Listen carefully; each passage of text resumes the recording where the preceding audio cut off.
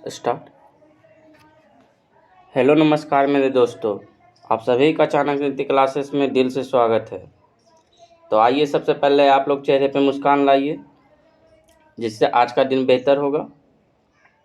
आइए आज का सकारात्मक सोच को अपनाते हैं, जो हमें ऊर्जावान बनाएगी। आज का सकारात्मक सोच को देखिए और इसे अपनाना भी है, जिससे हम हर दिन ऊर्जावान रहें। शिक्षा सबसे शक्तिशाली हथियार है, जिससे आप दुनिया को बदल सकते हैं। तो आप लोग इसका अर्थ समझ रहे होंगे।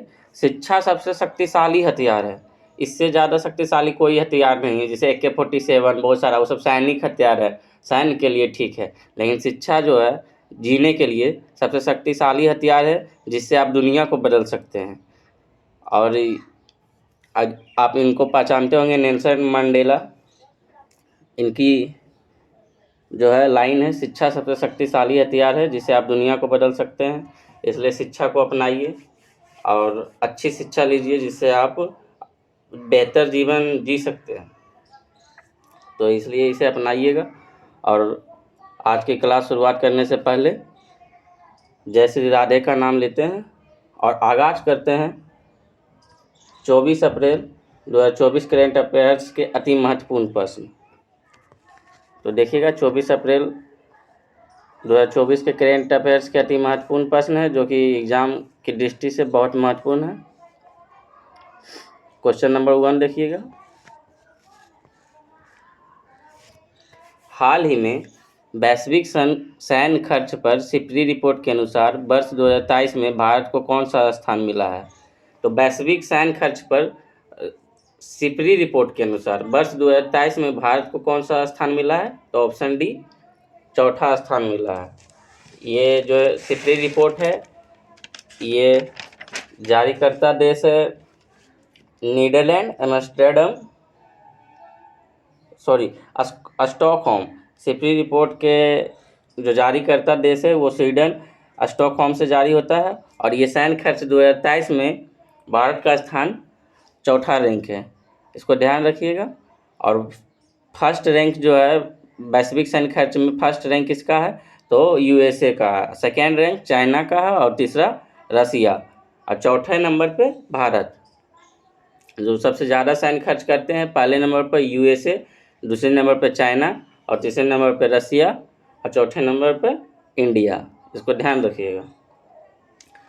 और ये जो है 2023 में वैश्विक सैन्य खर्च में बढ़ावा जो हुआ है 6.8% की बढ़ावा हुई है।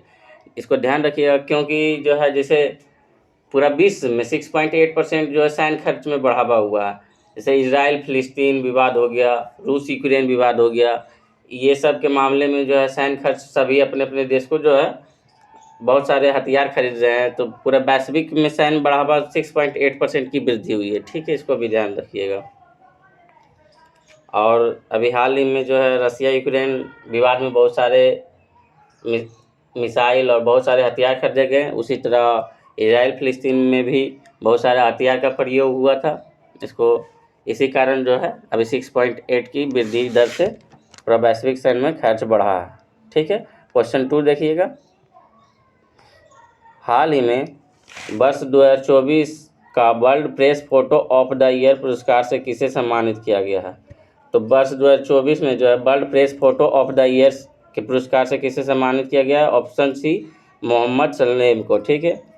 ये जो है फोटो लिया गया था इजराइल फिलिस्तीन विवाद में, जब जैसे इजराइल फिलिस्तीन में जब संघर्ष चल रहा था, उसी दौरान मोहम्मद सलेम ने एक महिला के गोद में शव था, बच्ची का शव था, और वो रो रही थी लेके। वही फोटो जो है मोहम्मद सलीम को world press photo of the year पुरस्कार से सम्मानित किया गया है, ठीक है। तो इजराइल फिलिस्तीन विवाद में एक महिला रो रही थी और वो अपनी भतीजी की शव को गोदी में लिए हुए रो रही थी। वही फोटो को जो है 2024 को world press photo of the year पुरस्कार से सम्मानित किया गया है। तीसरा क्वेश्चन देखिएगा। हाल ही में पहली बार हिंदी रेडियो का प्रसारण कहाँ प्रारंभ हुआ? तो हाल ही में पहली बार हिंदी रेडियो का प्रसारण कुवैत, ऑप्शन बी, कुवैत में प्रारंभ हुआ।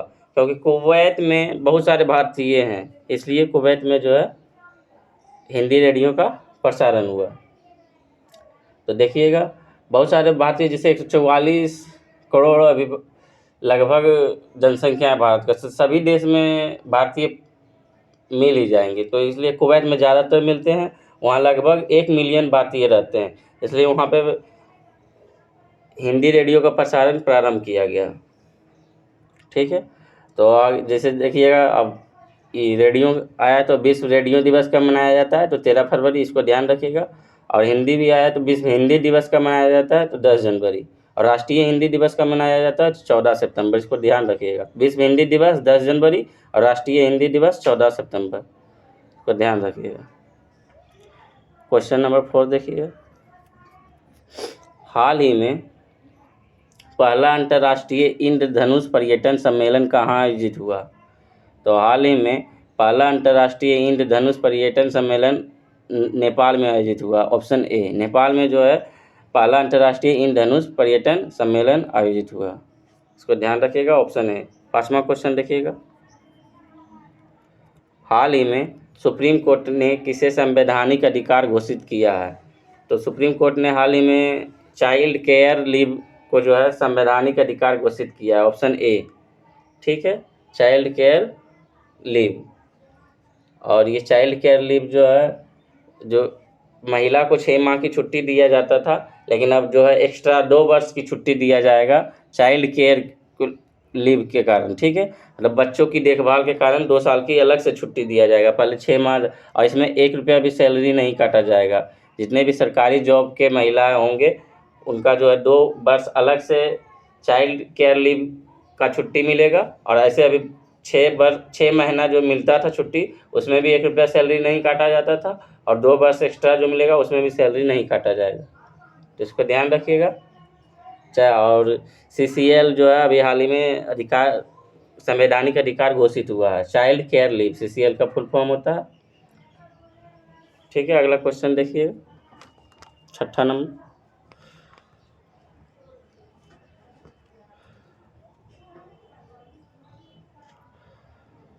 हाल ही में IIT रुड़की के शोधकर्ताओं ने दुनिया के सबसे बड़े सांप बास्की इंडिकस का जीवाश्म कहाँ खोजा है, तो ऑप्शन ए, गुजरात में।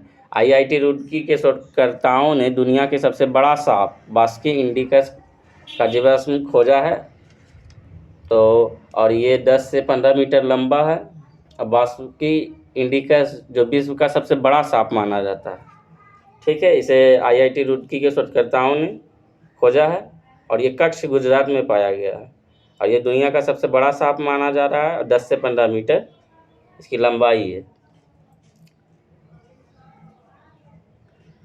ठीक है, तो जीवाश्म आया, तो जीवाश्म के अध्ययन को क्या कहते हैं, तो पैलियोथोलॉजी। ठीक है, पैलियोथोलॉजी, जीवाश्म के अध्ययन को पैलियोथोलॉजी।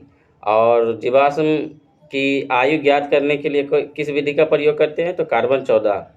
ठीक है, कार्बन डेटिंग के अनुसार जो है जीवाश्म की आयु पता चलता है, इसको भी ध्यान रखिएगा। 7वां नंबर क्वेश्चन देखिएगा। हाल ही में पद्मश्री पुरस्कार से सम्मानित रिजवाना चौधरी का संबंध किस देश से है, तो पद्मश्री पुरस्कार से सम्मानित रिजवाना चौधरी का संबंध किस देश से है, तो ऑप्शन सी, बांग्लादेश। बांग्लादेश से रिजवाना चौधरी का संबंध है, जिसे हाल ही में पद्मश्री पुरस्कार से सम्मानित किया गया है। तो पद्मश्री पुरस्कार सम्मानित कौन किए थे, तो द्रौपदी मुर्मू। द्रौपदी मुर्मू द्वारा रिजवाना चौधरी को पद्मश्री पुरस्कार से सम्मानित किया गया था। ठीक है, ये रिजवाना चौधरी बांग्लादेश के है, और ये इनकी कला जो है गायिका है। ठीक है, इनको भी ध्यान रखिएगा। 8वां नंबर देखिएगा।